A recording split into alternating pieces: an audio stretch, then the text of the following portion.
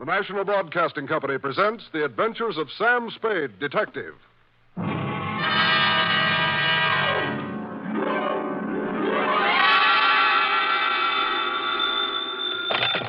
Spade Detective Agency. Hello.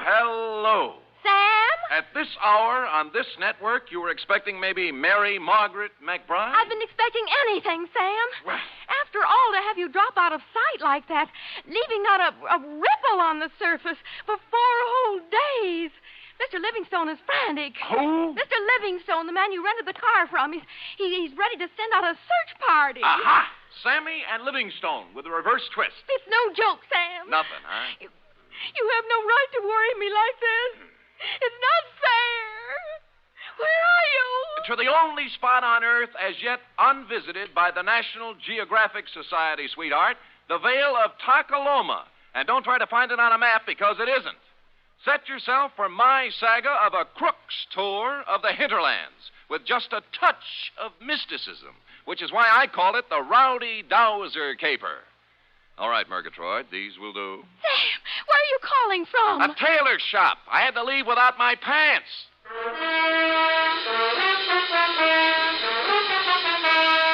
For NBC, William Spier, radio's outstanding producer-director of mystery and crime drama, brings you the greatest private detective of them all, starring Stephen Dunne in The Adventures of Sam Spade. Dum-da-da-dum-dum-dum. When you and I were young. Effie. Sam? Who else? Are you decent? Decent? Well, you said you'd lost your pants, so... Oh! How do they look? Well? Isn't it a little early for Halloween? Ooh, you made a joke. You ready, woman?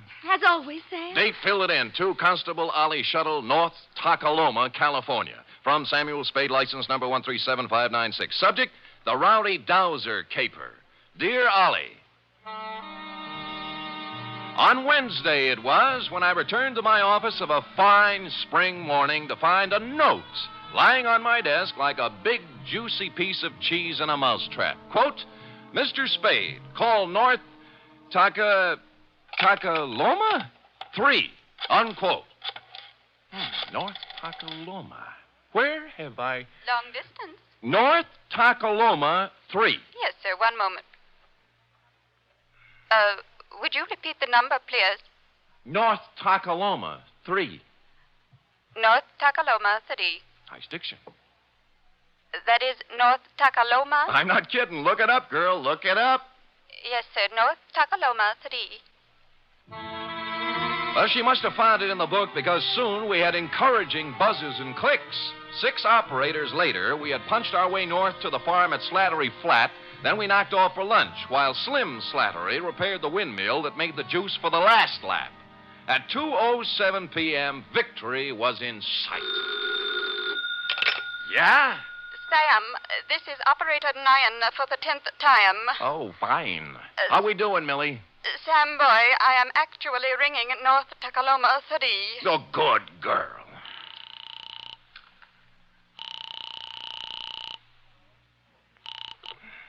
Hello? Hello, this is Sam Spade. I have a note here to Oh, call... yes, Mr. Spade. You were out of town when I came. Perhaps you remember me. Wendell Wisby of Oak Tree Lane, North Takaloma, California. Wendell? I employed you a year ago to find a girl who vanished. The magician. You made the girl disappear and couldn't bring her back. Correct. Yeah. You may well ask, Mr. Spade, how anything could be worse than that. Well, this is... Oh, there, Wendell. There, boy. Take it easy. I can't talk. I just can't talk about it. Fine. Then write me a nice, long letter. Well, you know, I'd this rather... is a long-distance call, and I... No. I am sorry, Mr. Spade, but this has affected me very deeply. Look, you promised you'd lay off the magic, Wendell. Well, What'd you do? Misplace half a woman this time? No, I have given up magic, Mr. Spade. I am currently employed as 3rd Vice President of the 2nd National Bank of North Takaloma. All that? Yes, sir. Oh, my star was rising. My future seemed assured, but Now a shadow has fallen over my good name. Boot it along, will you, Wendell? This is costing me money. I cannot tell you more on the phone, Mr. Spade. You must come at once. It is extremely urgent. I see. Well, frankly, Wendell, I have a feeling I'll be tied up. But I left There's your a collection retainer I under have your to make, desk, and, well, the Blotter. chances are I'll... What was that? I just said there's $100 under your desk, Blotter, for a retainer. I left it when I came with the note. But if you have a collection to make, suppose Wendell, that is the collection. And so it befell that shortly before lunch on the following day, I guided my rented hack across the ford at Clobber Creek, up the high road through Possum Notch, and down into the Vale of Takaloma, where I muscled my way through a flock of geese in the main street and tied up before the imposing stone facade of the Second National Bank. Inside, sitting in front of the door marked Urban Root President, sat a secretary whose facade looked colder and even more imposing than the bank's. She was shriveling one of the customers, a meek little milquetoast in a salt and pepper soup. But as I informed you, my good man, President Root is extremely tied up at the moment. Oh, I'm quite aware of that, miss. I wouldn't bother him for the world, but you see, No, I don't see. And since you refused to state the nature of your business... Did I refuse? You most certainly did. Oh, dear me, I didn't mean to refuse anything. It's just that, well, it's sort of personal, and may I go in? You may sit down until I tell you to go in. Is that clear? Yes, ma'am, yes, I understand. I don't mind waiting. Don't mind at all. And now you, sir. What do you want? I have an appointment with Wendell Wisby. Mr. Wisby is in conference with the President Root. Thanks. If you'll sit down, I'll... just a minute, sir. Just a minute. And you must understand, President Root, this is a matter of family honor. Yes. I shall... Oh, Hi, Wendell. Mr. Spade. Now, sorry I couldn't get here sooner, but it's a long haul. Well, Mr. Spade is a friend of mine, President Root, from my salad days as a magician. A very competent detective, I might add. Well, thank you, Wendell. I see. We are indeed fortunate to have him with us in this matter. Good, good. Please sit down, Mr. Spade. Thanks. You are aware, Mr. Spade, this matter is to be held in strictest confidence. Word must be kept from the depositors at all cost until... But remember, President Root, Eh? remember the code of the Wisbys. Should worst come to worst, I shall make good. I shall make good if it takes I me... understand, Wisby. I understand. Well, mind if I admit I don't? What is it, Wendell? Snatcher. Snatch whom? Uncle Perce. Our former cashier, Mr. Spade. Purse Snatcher. Wisby's uncle. Purse snatcher. What about him? Everything. He has disappeared. Absconded. That is a harsh word, President Root. I would prefer to say he disappeared until we have further proof. The money's gone, isn't it? How much money? $53,000. From Uncle Perce's accounts. Yeah. It may be he has absconded, President Root, but we must remember that despite the Snatcher surname, Uncle Perce is a Wisby. And a Wisby never lived who got away with $53,000. All right, Wisby. He disappeared. Yes, may I ask when he disappeared? Last Friday night, about 9 o'clock. Anyone see him go? Almost everyone. His car stalled at Main and Persimmon. Several people saw him trying to start it. He was acting very strangely. Oh, how was that, Wendell? Well, Clem Clobber and Charity Fid and several others spoke to him from the curb, but he wouldn't answer them. He didn't say a word to anyone, which is not at all like Uncle Perce Snatcher.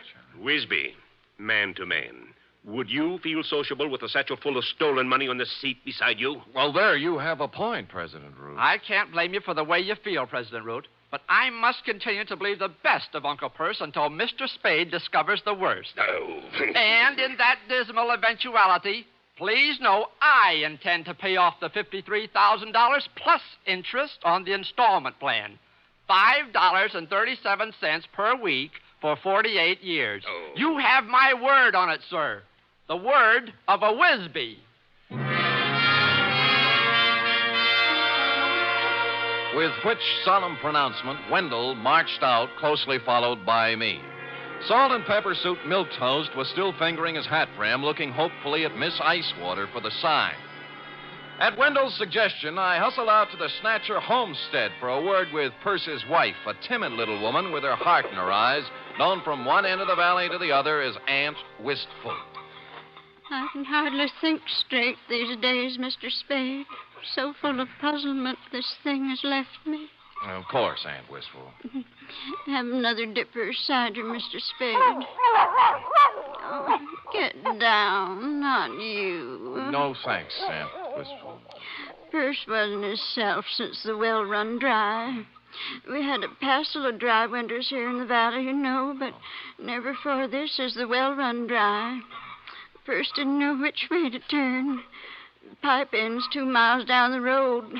Couldn't afford to bring it in here. I see. He took to muttering to himself, saying strange things, coming home from his work at the bank with a frown on his face, and stayed there all evening. What do you mean, strange things? Oh, I don't recollect very well.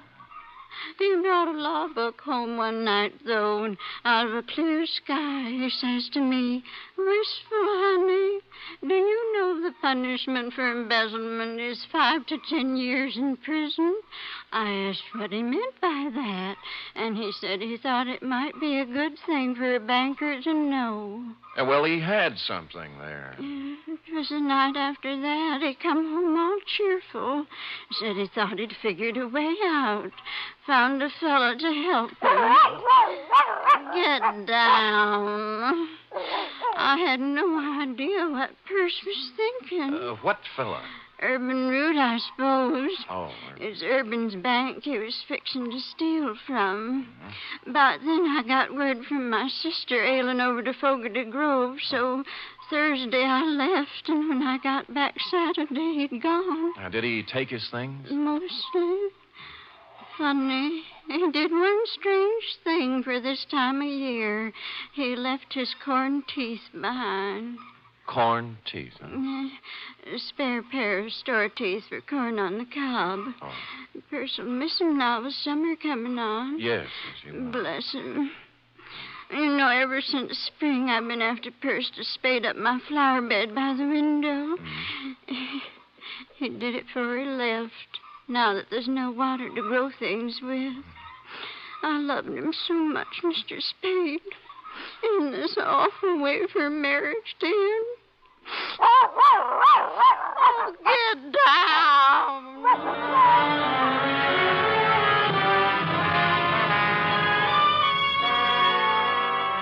Well, I started at Main and Persimmon Streets and worked south, farm by farm. Everyone seemed to have been sitting on his front stoop Friday night because all remembered Purse Snatcher driving out on the South Road in his 1919 Winton 6. Up to a point, that is. Somewhere between North Takaloma and Fogarty Grove, I ran out of witnesses. And in Piney Crotch, of all places, the town beyond, they could guarantee Purse didn't pass through because the main drag was roped off all Friday night for a square dance. And thus matters stood on the third day when I limped back to the bank. For some reason, a crowd had gathered in the alleyway next door. Writing it off as a floating crap game, I walked inside, bowed formally to Miss Icewater, then plunked myself down at Wendell's desk. Oh, Shaw. I just found I miscalculated on the interest. At $5.37 per week, I won't have this paid off until I'm 134. And who knows, by then you may even have a wife and children to support. Look, don't you think you were a little impetuous with that retainer? What retainer? Mine, the $100. $100? Wendell, the $100 you stuck under my desk blotter when you hired me. I hired you? You came to my office while I was out of town, Wendell. You left a note for me to call you. I talked to you on the telephone. Well, didn't I? Mr. Spade, something is very wrong. I did not talk to you on the telephone at all. What? I thought you were employed by President Root. Well, where is President Root? I don't know. He stepped out some time ago, and there's someone waiting for him in his office. Oh? Do-do-do-dee-do-do. Hi, Miss Icewater. Oh, tell me, pretty mean, are there any more at home like you? Well, Milk toast. But with a difference. The salt and pepper suit had gone. Beret, bow tie, plaid sport jacket with a racing form sticking out of the pocket. Maroon +4s and wool socks with tassels. He took one of President Root's cigars out of his pocket, bit off the end, and lit it. Then smiled, or rather leered, at Miss Icewater. Well, honey? I'm sorry, Oh, sir. 23 skidoo, sweet stuff. President Root will be back shortly if you... Oh, don't be a back number, beautiful. But, sir, I don't... Popular, Mama? Well, I don't know what to say. You'll learn. Tell Cookie I'll be back, huh? Yes, sir. Anything you say. Live a little, baby. Live a little. Toodaloo. Golly. Golly, indeed. Miss Icewater. Hey. Oh. What was that? I don't know his name. A friend of President Root's. He's rather attractive, don't you think?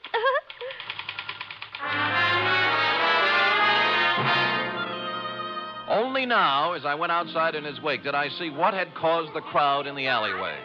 The first sport model convertible in Tolokema Valley since Wally Reed came through on location. And the first pink one I'd ever seen. Pondering the new milk toast, I walked into the drugstore, found a phone book, and checked all 25 names. North Takaloma 3 belonged to the Atomic Auto Courts and Restaurant. Charity Fid, proprietress. She was riding herd on a griddle full of lamb chops when I pulled up at the counter. How's that again, Sonny? Short, you say? Short. And scalped on top with a fringe of hair like so? Yeah, and a wicked leer in his eye. That's my man. Well, he wasn't wearing no Barrett hat nor plaid coat when I seen him. Salt and pepper suit it was. Yeah, I know. Who is he? Well, he didn't register, but they say he's Dowser. Dowser. Don't know his first name, do you? Nope. Now, where he come from? Stayed in room 6 till 2 days ago. Ain't seen him around since. When did he come here? Let me see now. Codfish balls. Beg pardon? Oh, that'd be Friday night, late. And the funny thing now, think of it, he'd come afoot. Not by the road from Fogarty Grove, mind you, but by the trail over the ridge. Oh, where does it go to, Aunt Charity? Winds up the old clobber place, Bandon now. Oh, thanks. I'll be back. You'll be nothing. You just sit right down where you are and you wrap yourself around this.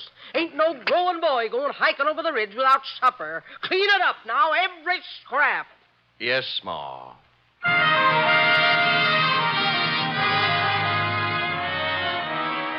It had been dark about 2 hours when, carrying one of Aunt Charity's best coal oil lanterns, I topped the ridge and looked down on Clem Clobber's abandoned barn, nestling in a grove of ancient oaks at the very foot of the hill. The moon was bright enough to show up the pair of grassy ruts leading from the rear of it down the gully toward the road to Fogarty Grove, a couple of miles away. On general principles, I blew out the lantern, then scrambled down the side hill and up to the barn door. I couldn't make out anything inside at first, and then finally something took shape. A dark hulk in the middle of the floor. Stupid me, I lit a match. It was an automobile. To be exact, it was Purse Snatcher's 1919 Winton 6. His hat and the tweed overcoat everyone saw him wearing Friday night were lying across the front seat. I held the match higher and bent over for a closer look. Whereupon Spade and the match went out together.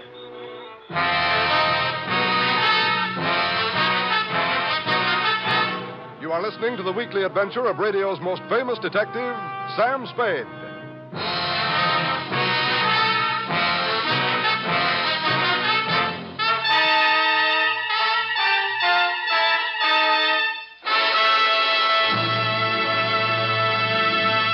Three chimes mean good times on NBC. There's fun for you Sunday with two of your favorite families, the Blandings and the Harrises. Mr. and Mrs. Blanding stars Cary Grant and Betsy Drake in the title roles as the proud but somewhat bewildered owners of the famous Dream House. The Phil Harris-Alice Faye Show stars Phil and Alice, of course, plus ever-helpful Frankie Remley, Brother William, and delivery boy Julius. Yes, there are laughs this Sunday and every Sunday with the Phil Harris-Alice Faye Show and Mr. and Mrs. Blandings.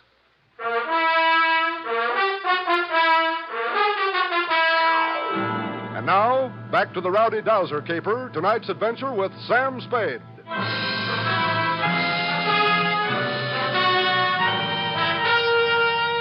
I must apologize, Constable, for succumbing once again to the traditional nemesis of the private eye. But the bald facts are simply that I bent over for a closer look at the Winton 6 and was struck a dastardly blow on the rear of the head. How long I remained incommunicado, I know not, but I awoke presently, and with good reason. My pants were on fire. As a matter of fact, the entire barn was on fire, and I was lying in the tonneau of the Winton 6 wearing Purse Snatcher's overcoat. The door I'd come in was a wall of flame, likewise the stalls on both sides. But at the rear were a few square feet of rotten siding that hadn't caught yet. Now, ordinarily, I'd have thought twice, but when your pants are afire, you only think once. So I ran right through it and took a flying header into the creek behind the barn. It was just as well I only thought once, since at this moment the flames reached the Winton's gas tank.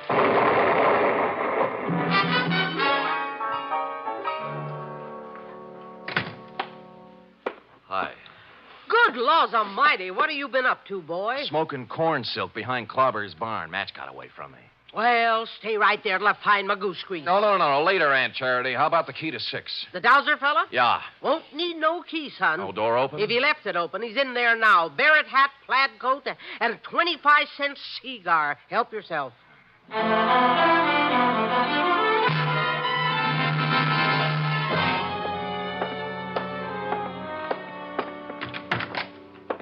Well. Well, hey, Mr. Spade, isn't it? Right, and you're Dowser.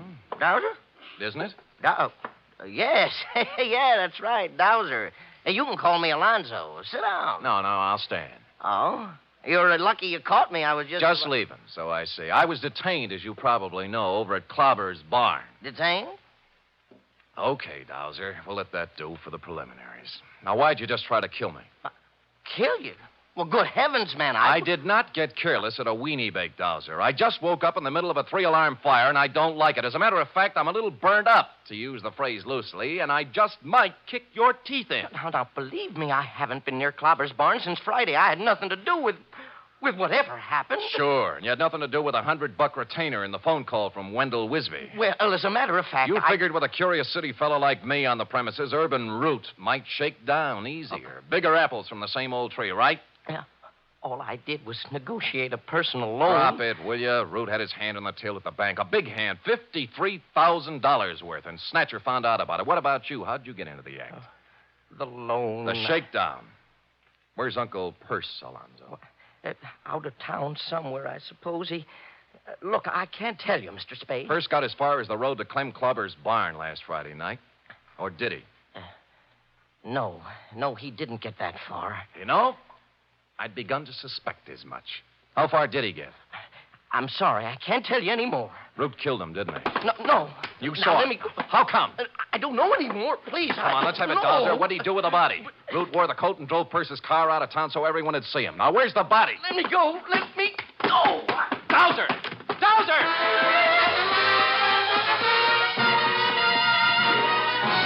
He squirted out of my hands like a watermelon seed, leaving me with a plaid coat, and took off down the line of atomic cabins toward the atomic restaurant. A nice high-knee action for a little guy, and what with my burns and contusions, I'm forced to admit he was widening the gap between us when he rounded the corner of the atomic restaurant, making possibly the gravest error of his career. Aunt Charity was rounding the same corner, coming the other way with an armload of wood.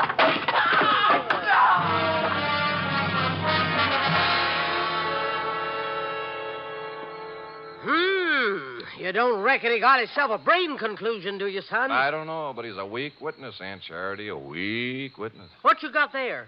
Oh, shoebox with $1,500. A few odds and ends. And this. Well. Yeah, looks like an oversized slingshot fork. Slingshot? What do you mean, slingshot? Well, who cares? So he whittles. Where'd you get the idea his name was Dowser? Huh? Driver's license in his wallet. Alonzo P. Scoggins. Who said his name was Dowser? You did. I never said his name was Dowser. I said he was a dowser. Oh. And what's a dowser, Aunt Charity? A guy who finds water for people, that's what. Well, that's nice. If you could... Finds water? Yeah. How? Well, I'm no expert, Sonny, but as near as I can recollect, you take this here slingshot fork so, and then...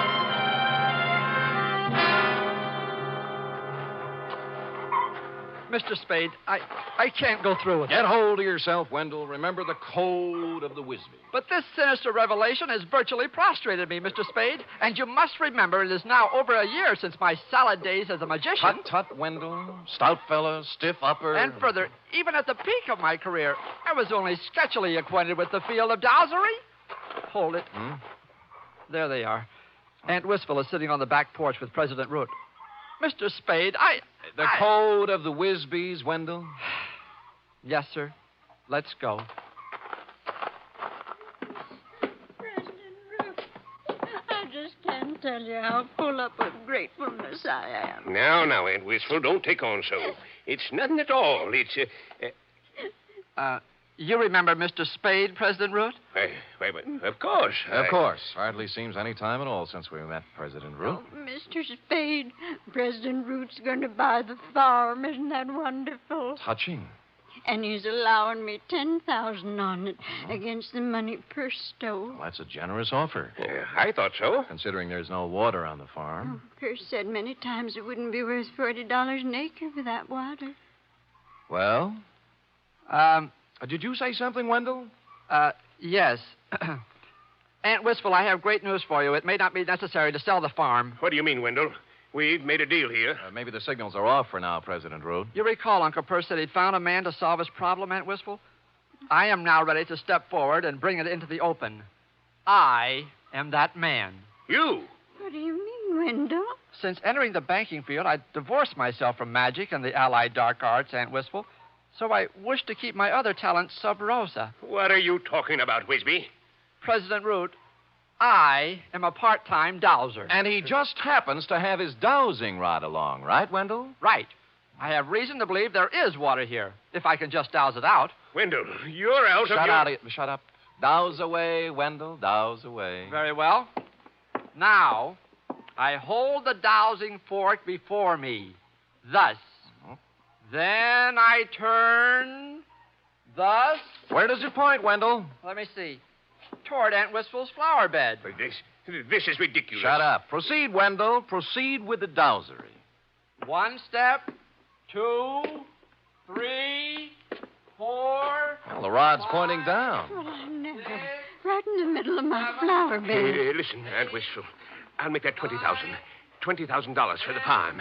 Cash, see? Not credit. Cash. 20? Hold out. 25. 30. Right here is where we dig. 35. 35,000.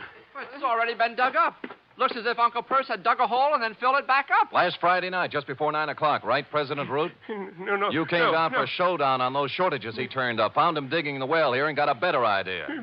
Please, no. I've talked to the guy who saw you do it, Root. All right. I killed him. He's right here. Yes, he's right here.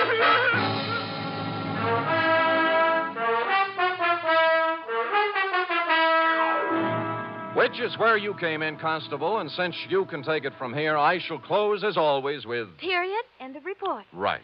Another triumph, Sam. Another new sphere of effort. No field is safe from my talent, sweetheart. You will please preserve it for posterity during the following 15-second announcement. Scoot. Scoot.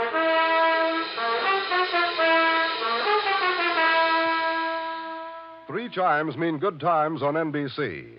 This Sunday, the glamorous and unpredictable Tallulah brings you another hour-and-a-half broadcast of The Big Show, starring Fred Allen, Judy Holliday, Joan Davis, Frank Warren, and many more. And this Sunday's Theater Guild on the Air production is the Broadway comedy The First Year.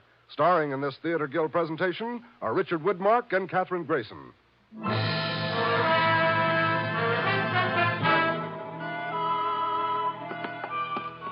Here it is, Sam. Ah, efficient girl. Yeah? Yeah, Millie, this is Sam, boy. What's up? Oh? Thanks, Millie. Well, what is it, Sam? They just relayed a message from Fogarty Grove, F. Wendell is being installed as second vice president tomorrow night at the Moose Hall. Oh? He wants me to come. Oh! And bring a girl.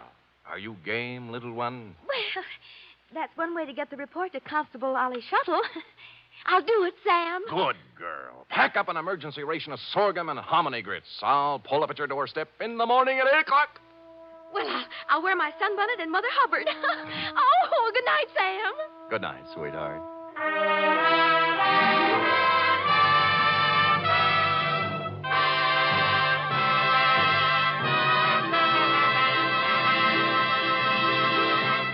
The Adventures of Sam Spade are produced, edited, and directed by William Spier. Sam Spade was played by Stephen Dunne, Lurene Tuttle as Effie. Also in the cast were Peggy Weber, Verna Felton, Sidney Miller, Alice Wellman, Charles Smith, and Nestor Paiva. Script for tonight's adventure by Harold Swanton. Musical scoring by Lud Gluskin, conducted by Robert Armbruster. Join us again next week, same time, for another Adventure with Sam Spade. Tomorrow, your hit parade plays the hit tunes on NBC.